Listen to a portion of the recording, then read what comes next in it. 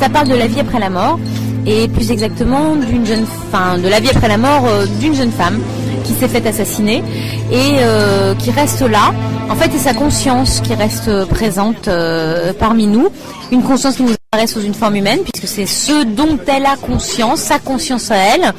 Et en fait, cette nana va rester et aider la police à résoudre son propre meurtre. Alors, le film ne montre pas l'aboutissement de l'enquête. Le film, c'est l'histoire de la rencontre entre finalement ce fantôme, entre la médium qui prend contact avec elle et le commandant de police qui mène l'enquête. Et grâce à cette rencontre, ça va devenir un trio. C'est ce trio qui va résoudre le crime.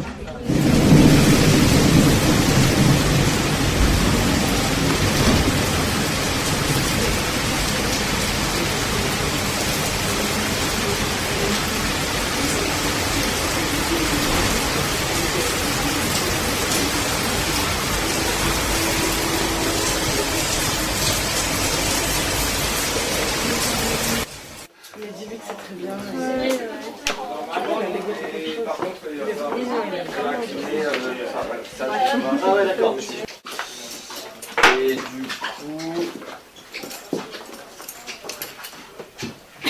Je veux bien qu'on mette un truc dans le couloir, qu'on monte un petit peu le niveau aussi. On va se le placer exactement, on commence sur la 10. Ouais. Ok. Attends. Marc, on peut aller make-up coiffure? Ouais, allez-y. Ok. Alors c'est notre première expérience. En tant que réalisatrice, meneuse de projet, mener une équipe toute seule du début à la fin, recruter, diriger le plateau en entier comme ça, puis je l'ai écrit, je joue dedans. C'était extraordinaire. Ouais. C'est surtout que effectivement c'était des gros plateaux avec beaucoup de monde. Moi je pense que là où vraiment là je me suis carrément trouvée, c'est cette chorégraphie. Les plus gros plateaux là où il y avait une trentaine de personnes, j'ai pris mon pied quoi. Parce qu'en fait il y a une espèce d'effervescence qui se passe en moi tout d'un coup. Bam, je sors complètement de moi et je suis sur tous les détails en même temps. Je vois tout le monde et je vois les placements et hop on les replace, on les déplace, et hop ça se met en mouvement et là on recale les objets, on replace les gens, on met les lumières et en fait tout se fait en même temps et j'ai adoré quoi. J'ai adoré être à la fois, parce qu'en fait diriger un plateau c'est évidemment on dirige la technique, en même temps on dirige l'artistique, il y a le travail avec les acteurs, c'est génial. On le rentre au son et il fait une entrée de chant dans le cadre. Regarde, évidemment il y a énormément de monde. On fait une mise en place, si on peut on la tourne, si c'est chaud on fait la pause et on tourne tout dans la continuité, d'accord ?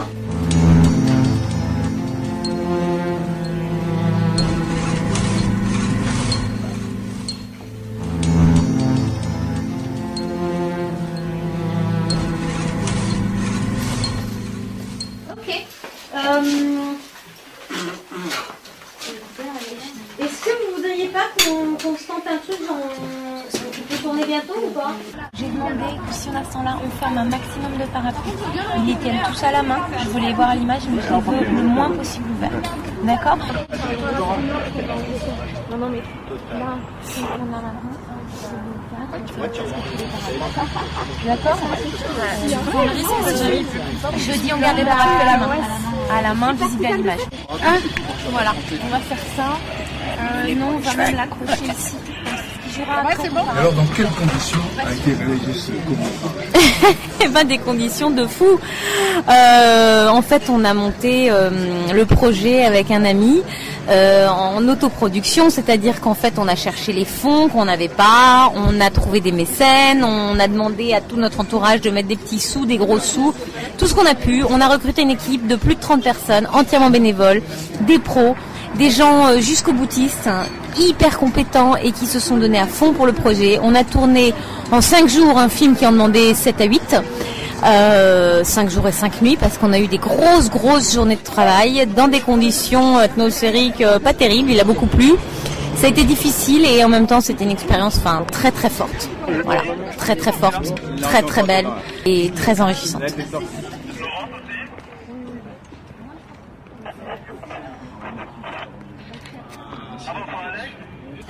Ok, tu te tournes vers Mamé. Quoi? Voilà, parfait. Ok, rapproche encore. Les gens prennent la terre et déposent. Tout le monde passe devant. Ça, c'est la Tout le monde passe devant le bilan. Un poil vers ta droite. Voilà, parfait. Ok, on va reculer un petit peu tout le monde. Ouais, recule tout le monde vers le jeune homme pour l'instant. D'accord. Ouais. Ok. C'est les premiers que je vois en place. Super, on bouge. Ok. Et on met du monde derrière. Pour l'instant, je fais ça. On décale peut-être à tout le monde à cheville. Au niveau de l'action, qu'est-ce qui se passe? On a plan large, les gens jettent de la terre pour se voir son mamé, et après on enchaîne avec les gens partent. Alors, je redis ce que je veux vraiment. Ouais.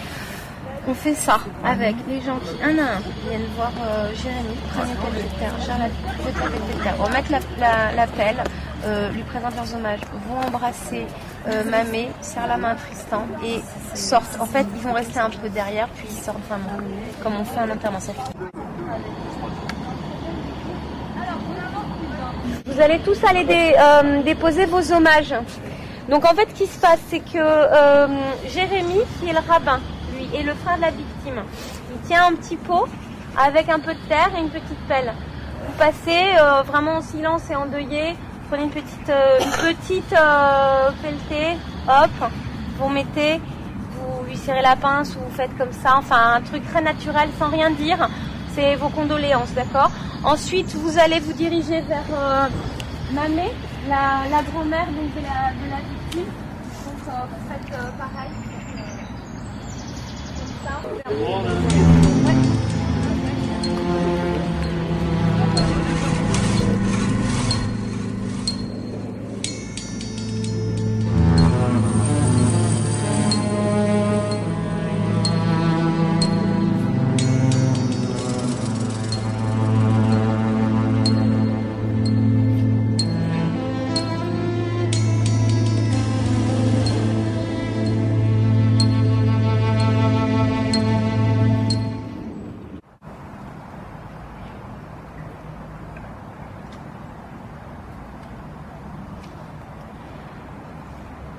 Donc là, on a déjà une idée de l'ordre des plans. Ouais.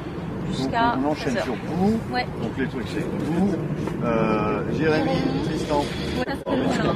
Écoute, mettre à sur Jérémy à ce moment-là, Et en plan serré. c'est le gros plan. Ouais. C'est en plan, c'est ça. D'accord. Ouais, plan serré.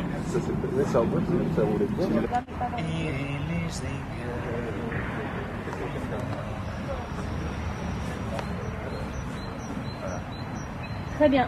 Tu prendras 2 zooms comme ça. Et puis on comprend. Cédric en place, on avait aussi.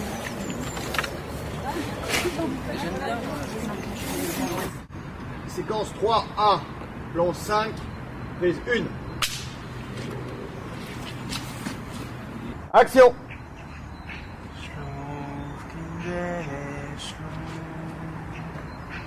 Lebe ich da in Welt, schlaf Kindesch, ich bin du nicht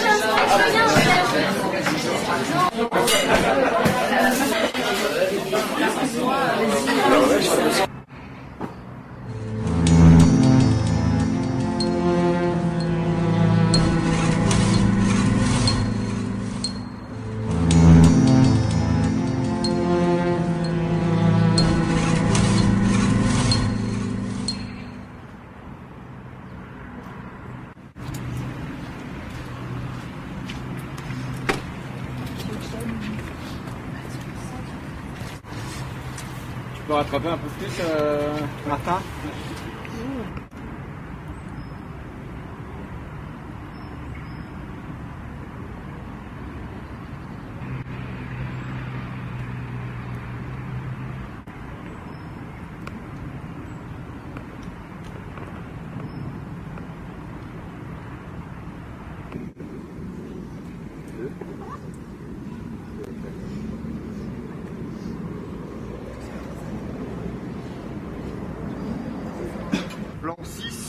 prise 2.